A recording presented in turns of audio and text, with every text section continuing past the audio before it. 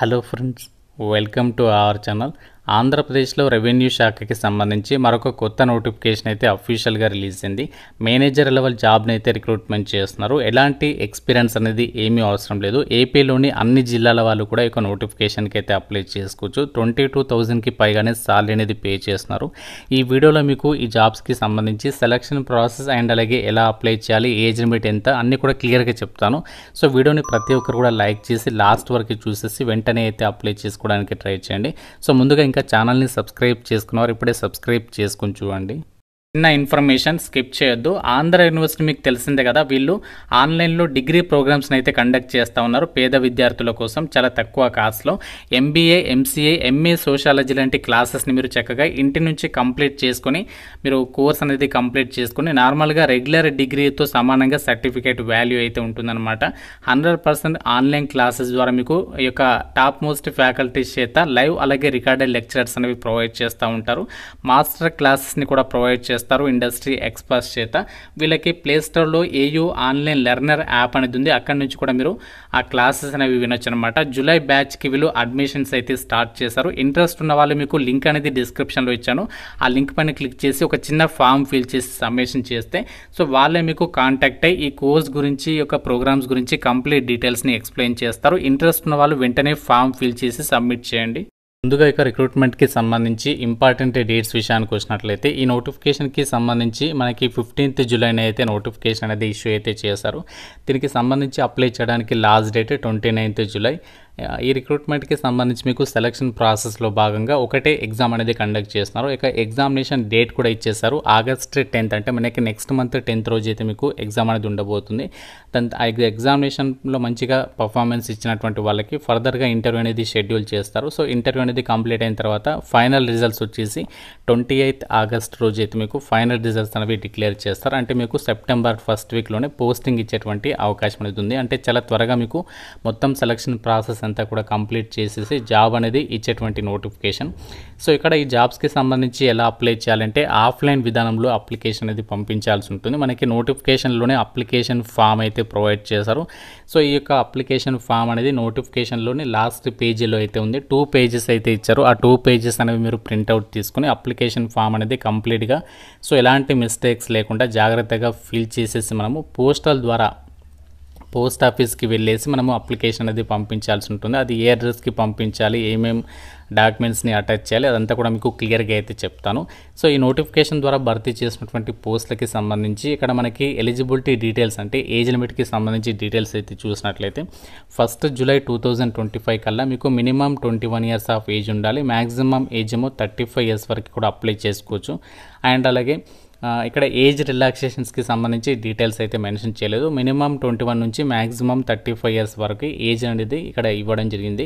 Qualification విషయానికి వచ్చినట్లయితే మీరు BA డిగ్రీ కానీ, BSc డిగ్రీ కానీ, BCom కానీ, BCA, BE, BTech, MCA, MTech. So ఇది మనకి ఒక క్వాలిఫికేషన్ అనమాట. With computers as a main subject, అంటే కంప్యూటర్ అనేది ఒక మెయిన్ సబ్జెక్ట్గా ఈ యొక్క క్వాలిఫికేషన్స్ కనుక ఉన్నట్లయితే సో వాళ్ళందరికీ కూడా ఇక్కడ అప్లై చేసుకోవడానికి ఛాన్స్ అనేది కల్పిస్తున్నారు. సో మీకు తెలుగుతో పాటు ఇంగ్లీష్కి సంబంధించి కూడా మీకు కంపల్సరీగా నాలెడ్జ్ ఉండాలి అని చెప్పేసి మెన్షన్ చేయడం జరిగింది. ఇక్కడ మీకు స్పీకింగ్ స్కిల్స్ అవసరం లేదు. తెలుగు అండ్ ఇంగ్లీష్కి సంబంధించి మంచి కమ్యూనికేషన్ స్కిల్స్ కాకుండా చదవడం, రాయడం, అర్థం చేసుకున్నటువంటి నాలెడ్జ్ ఉంటే సరిపోతుందన్నమాట. మీరు అప్లికేషన్ అది పెట్టేసుకోవచ్చు. ఈ నోటిఫికేషన్కి ఫ్రెషర్స్కే కాకుండా ఎక్స్పీరియన్స్ ఉన్నటువంటి వాళ్ళకి, అంటే ఐటీ ఫీల్డ్లో వర్క్ చేసిన వాళ్ళకి, అలాగే ఈ గవర్నెన్స్ ప్రాజెక్ట్స్కి సంబంధించినటువంటి వాటిలో వర్క్ చేసిన వాళ్ళకి కూడా ఇక్కడ అప్లై చేసుకోవడానికి ఛాన్స్ అనేది కల్పిస్తున్నారు. ఈ యొక్క పోస్టులకి సంబంధించి ఎవరైతే లోకల్ వాళ్ళు ఉంటారో సో లోకల్ వాళ్ళకే కాకుండా నాన్ లోకల్ వాళ్ళకి కూడా ఛాన్స్ ఉంటుంది. అయితే మీకు పోస్టింగ్ వచ్చేసి మాత్రం మనకి ఇక్కడ నుంచి అయితే నోటిఫికేషన్ ఇచ్చిందో ఆ లొకేషన్కి వెళ్ళి మీరు వర్క్ చేయాల్సి ఉంటుంది. కాబట్టి మీరు అన్ని ఇంట్రెస్టెడ్గా ఉంటేనే అన్ని డీటెయిల్స్ అనేవి చెక్ చేసుకొని మీరు యొక్క నోటిఫికేషన్కి సంబంధించి అప్లికేషన్స్ పెట్టుకోవడానికి అయితే ట్రై చేయండి. ఈ జాబ్స్కి సంబంధించి మనకి సెలక్షన్ అనేది ఎలా చేస్తున్నారంటే ఫస్ట్ రిటర్న్ ఎగ్జామినేషన్ అది ఉంటుంది.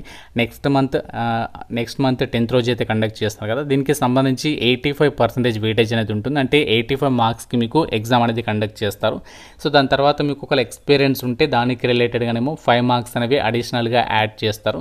ఇంటర్వ్యూ వచ్చేసేమో 10% వెయిటేజ్, అంటే 10 మార్క్స్ అనమాట. టోటల్గా 100 మార్క్స్కి సంబంధించి సెలక్షన్ క్రైటీరియా అయితే ఇక్కడ మెన్షన్ చేయడం అనేది జరిగింది. ఈ విధంగా ఈ జాబ్స్కి సంబంధించి అయితే సెలక్షన్ అనేది చేస్తారు.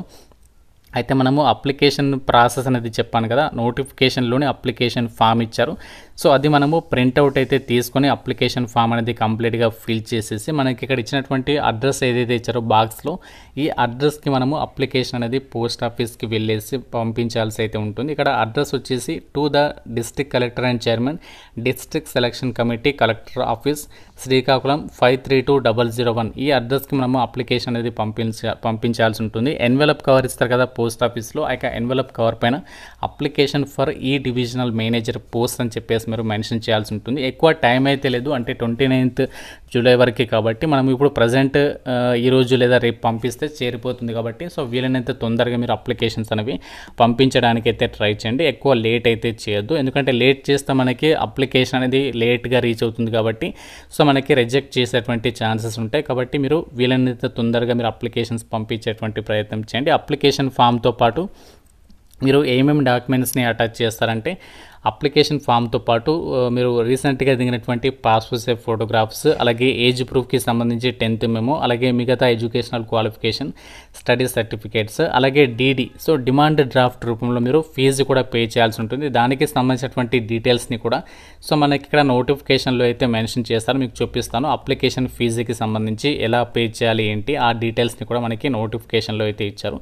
సో అప్లికేషన్ ఫీజుకి సంబంధించి మీరు 300 రూపీస్ డీడీ అనేది తీయాలి. డిస్ట్రిక్ట్ రెవెన్యూ ఆఫీసర్ శ్రీకాకుళం అని చెప్పేసి మీరు బ్యాంకుకి వెళ్ళి డీడీ అనేది తీసి ఆ డీడీ రిసిప్ట్ని కూడా అప్లికేషన్ ఫామ్తో పాటు అటాచ్ చేసి మీరు పంపించాల్సి అయితే ఉంటుంది. సో ఇన్ కేస్ మీరు ఒకవేళ ఎక్స్పీరియన్స్ ఉన్నటువంటి క్యాండిడేట్స్ అయితే ఎక్స్పీరియన్స్ సర్టిఫికేట్, జిరాక్స్ కాపీ అన్నీ కూడా జిరాక్స్ కాపీసే, ఒరిజినల్స్ అయితే పంపదు. ప్రతి జిరాక్స్ కాపీ మీద కూడా మీ సిగ్నేచర్ ఉండే విధంగా చూసుకోండి. సో ఆ విధంగా మీరు అన్ని డాక్యుమెంట్స్ అనేవి అటాచ్ చేసేసి పోస్ట్ ద్వారా అయితే మీరు అప్లికేషన్ అనేది పంపించాల్సి ఉంటుంది. 22,500 రూపీస్ అనేది మనకి సాలరీ అనేది పే చేస్తున్నారు. ఇది కాంట్రాక్చువల్ బేసిస్ కిందనే రిక్రూట్మెంట్ చేస్తున్నారు. ఈ డివిజనల్ మేనేజర్ జాబ్ రోల్ అనమాట. టెక్నికల్ అసిస్టెంట్ క్యాడర్ కిందకి అయితే రావడం జరుగుతుంది.